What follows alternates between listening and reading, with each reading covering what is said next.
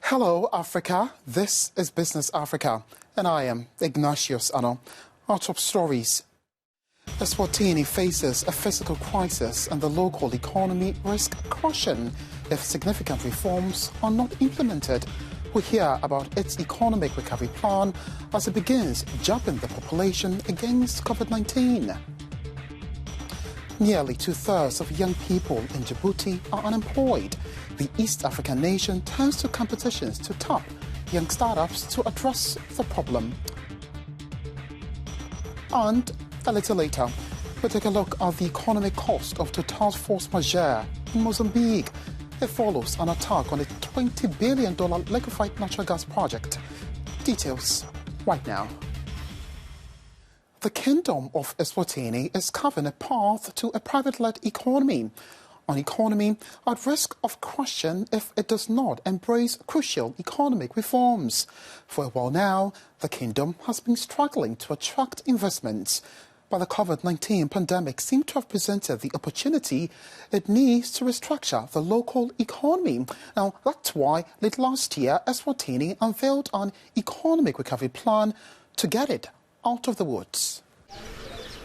The Kingdom of Eswatini is expecting big things from its ambitious post-COVID-19 economic recovery plan. Managers of this small landlord monarchy in southern Africa are hopeful that the plan will jolt the economy into a much stronger one after the pandemic compared to its neighbours in the region. The post-COVID-19 economic recovery plan released by officials detailed its focus on 8 sectors of the Liswati economy, amongst which business, agriculture, tourism and environment, mining, but also energy and water.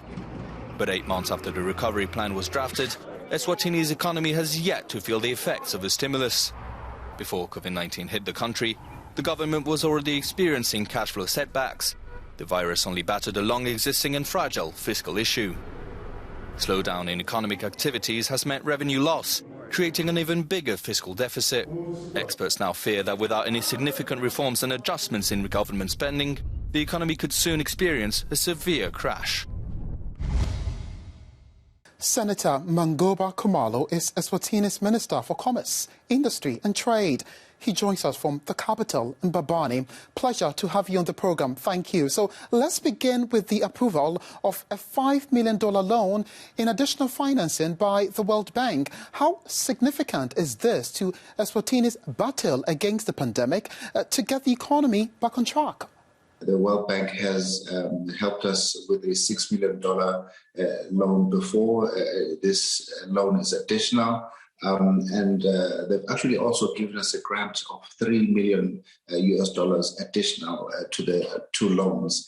We've had to rely on some fiscal adjustments on our side, but we've also had to rely on some of our development partners, and the World Bank has led with distinction in this regard.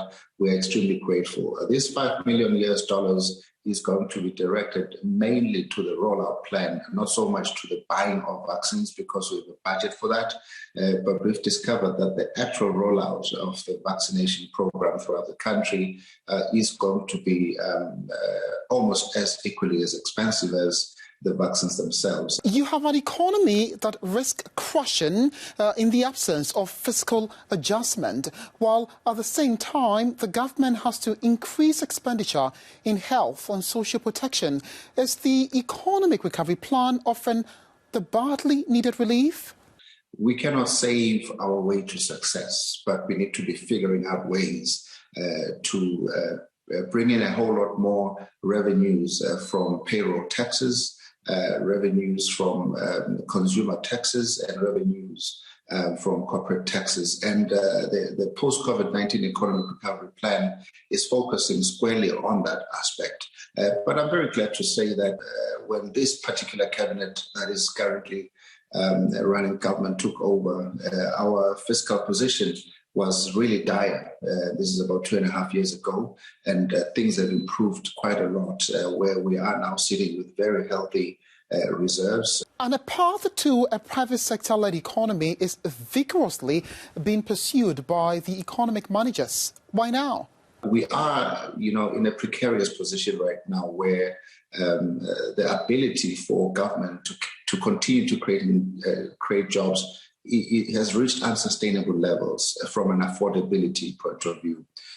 We therefore realize that we have a lot of private sector opportunities that the private sector has put on the table in years past and sometimes decades, where the private sector has seen value, but for one reason or another, through government bureaucracy, through the ease of doing business concerns, these opportunities have never been taken advantage of.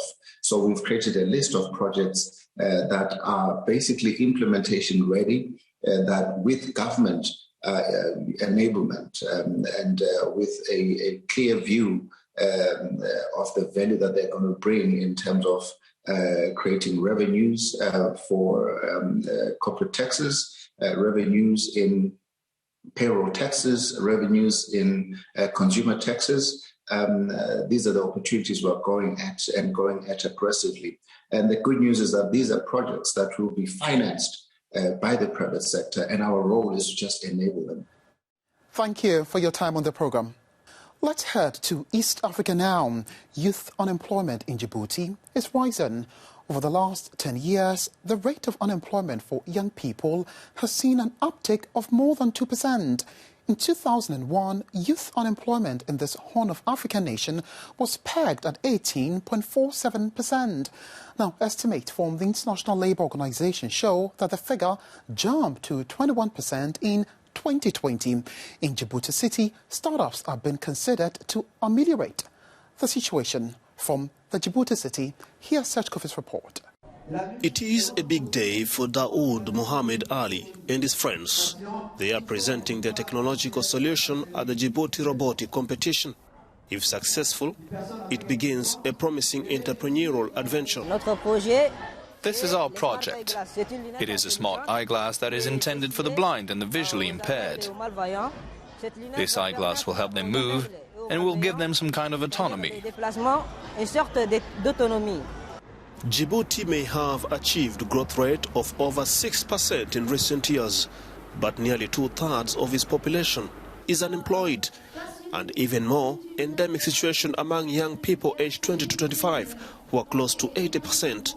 To try to reverse this trend, competitions like these are organized to select the country's future young startups. At this center, the best are supported with accommodation, training, advice, and financing in the early stages of their entrepreneurial life.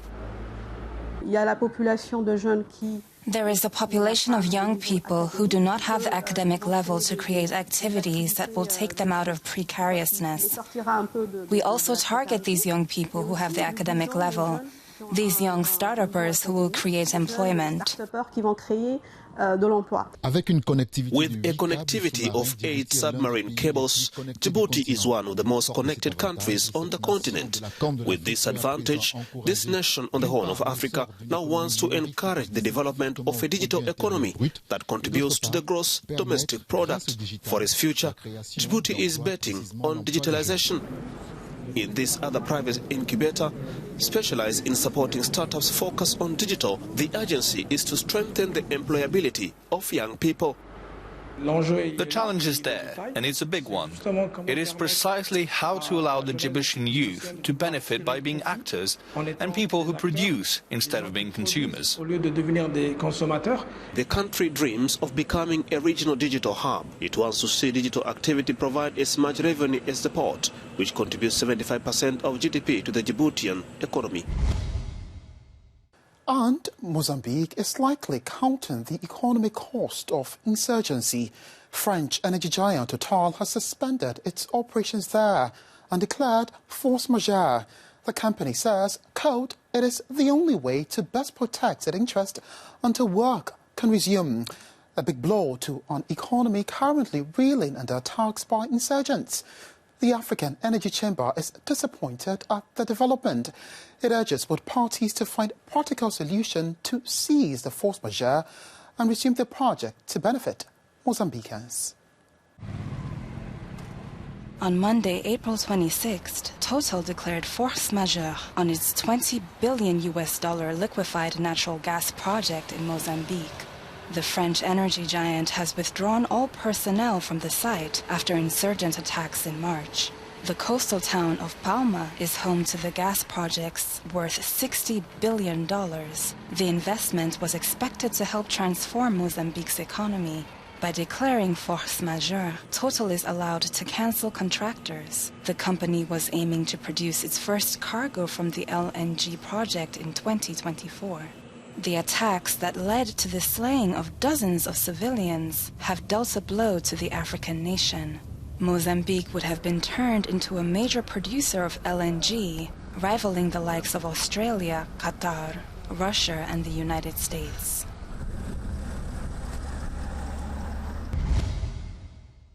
And that's it for Business Africa. You can be a part of the program via our various social media handles. Follow me on Twitter at Ignatius Adam. Also, head over to africanews.com for the entire program and more. I thank you for watching and goodbye.